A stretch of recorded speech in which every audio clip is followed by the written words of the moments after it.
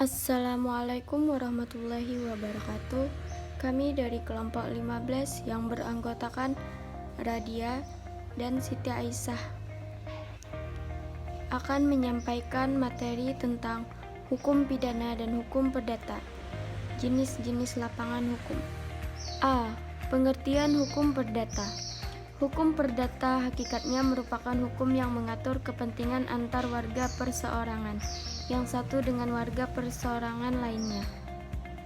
Para ahli hukum mendefinisikan hukum perdata sesuai sudut pandang mana mereka melihat. Salah satunya yaitu, menurut Pandon, hukum perdata adalah suatu aturan yang mengatur tentang hal-hal yang sangat esensial bagi kebebasan individu seperti orang dan keluarganya, hak milik dan perikatan. B. Pembagian hukum perdata. Hukum perdata dibagi menjadi dua, yaitu 1. Perdata material. Perdata material terbagi menjadi 4 bagian, yaitu hukum pribadi, hukum keluarga, hukum kekayaan, hukum waris. 2. Perdata formil. Hukum perdata formil dijalankan dengan jalan acara.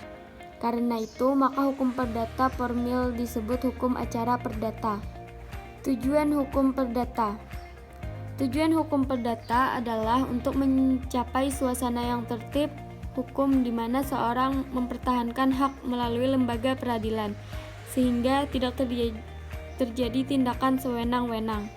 Pengertian hukum pidana. Hukum pidana merupakan hukum yang mengatur tentang pelanggaran-pelanggaran dan kejahatan-kejahatan terhadap kepentingan umum. Perbuatan itu yang mana diancam dengan hukuman yang merupakan suatu penderitaan atau siksaan. Pembagian hukum pidana. Hukum pidana dalam keadaan diam atau material dan dalam keadaan bergerak atau formil. Hukum pidana dalam arti objektif atau ius poenali dan hukum pidana subjektif atau ius ponandi. Pada siapa berlakunya hukum pidana? Sumbernya hukum pidana umum dan hukum pidana khusus. Menurut wilayah berlakunya hukum pidana umum dan hukum pidana lokal. Bentuk atau wadahnya hukum pidana tertulis, undang-undang, dan hukum pidana tidak tertulis, hukum pidana adat. Tujuan hukum pidana.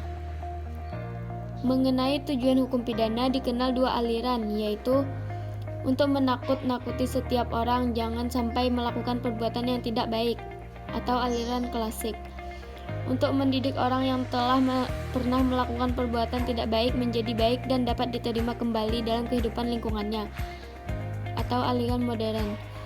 Tujuan hukum pidana ini sebenarnya mengandung makna mencegah terhadap gejala-gejala sosial yang kurang sehat, di samping pengobatan bagi yang sudah terlanjur tidak berbuat baik.